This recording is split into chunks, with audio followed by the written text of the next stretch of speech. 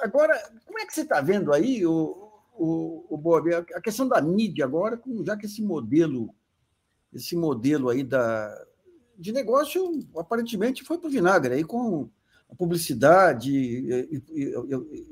e a assinatura não segurando mais a peteca, né? Olha, tem uma ironia aí agora que é o seguinte: a PL 2630 fake news, né?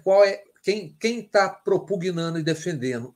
As grandes empresas, as grandes associações, etc., querem uma regulamentação. Jamais quiseram uma regulamentação quando eles eram o monopólio. E eventualmente, nas regiões, nos estados, eram mais do que o monopólio, os oligopólios. Agora, obviamente, não há condições de você enfrentar, não há bala para enfrentar Netflix, Google, YouTube, etc., etc. Então, é realmente necessário que haja uma regulamentação. Sabe por quê, Nassir? Pelo seguinte: qual é a mola dessas big techs? Velocidade e audiência. A velocidade e a audiência estão matando o jornalismo, porque Sim. Todos os sites são obrigados a atender à velocidade. Então, assim, você precisa cada vez mais do escândalo. O morto de ontem, hoje já não basta. O escândalo de manhã já não basta à tarde. O que se vai se perdendo com isso é basicamente a capacidade de reflexão. Isso, jornalismo de notinhas. Isso, e o jornalismo também está perdendo a capacidade porque está sendo atropelado por essa velocidade. Não por acaso, outro dia, não me lembro o nome do francês que publicou um livro, o cara do Instituto de Saúde da França, esqueci o nome, é um nome complicado, que diz que pela primeira vez na história a medida diminuiu o quociente de inteligência humano. Mas é evidente que você vai diminuir o quociente de inteligência se você não tem tempo para refletir, se você não consegue pensar. Claro. Bob, olha aqui, as matérias mais lidas do Globo nesse momento. Mel Maia, a primeira, Mel Maia posa de biquíni e mostra resultado dos treinos da academia. Segunda, americano de 45 anos que gasta 2 milhões de dólares para voltar aos 18 e injeta plasma do filho adolescente como última tentativa. 3, como é a rotina do bilionário de 45 anos que gasta os 10 milhões para voltar aos... 4, filho de Gugu Liberato quebra o silêncio depois da audiência sobre herança.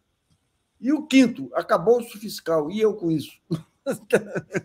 Mas isso, é exatamente isso que me refiro. Quer dizer, você tem uma imposição de uma velocidade que para a gente não, porque nós não nos rendemos, mas que para o jornalismo isso é trágico. Porque você começa... Essas fofocas...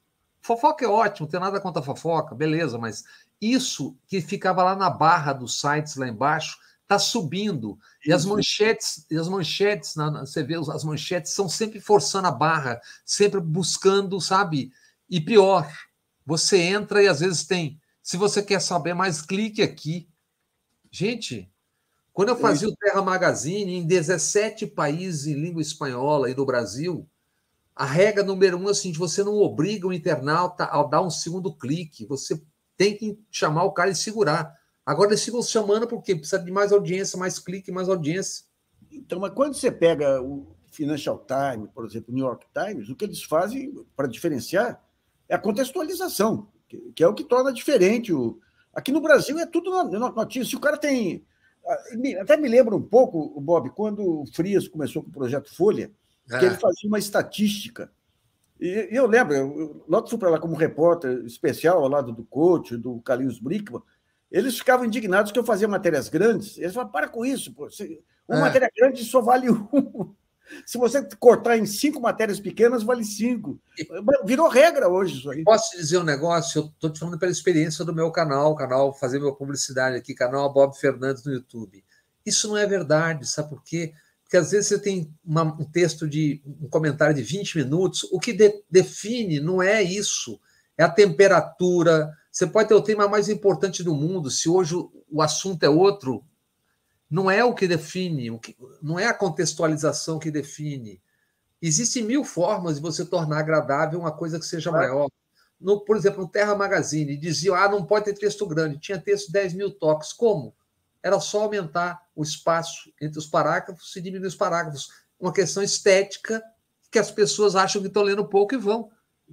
É simples. Tudo bem, a linguagem é essa, nos apropriamos da linguagem e façamos, mas não precisa se render e entregar e não fazer o que tem que ser feito. Claro.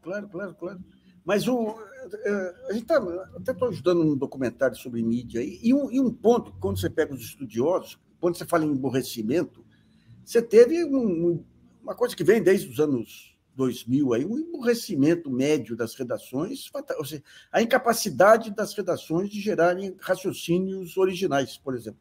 Uhum. Isso aí hoje é uma praga para todo lado também, que é muito fruto também desse negócio do copia e cola aí, dos cliques de internet, né? Você duvida, por exemplo, que um repórter assistindo a um dos depoimentos do Flávio Dino, durante como não fazer um texto absolutamente delicioso e maravilhoso, se você descrever tudo o que está acontecendo dentro daquela sala, não apenas o que você está vendo na televisão? É claro que as pessoas vão ler, é claro que as pessoas vão ouvir. Claro, isso é uma rendição, isso é uma rendição burra. E pior, você quando se rende, você está jogando o jogo dos caras que são o dono do jogo. Você tem que jogar o seu, não o dos caras. É isso. Bob,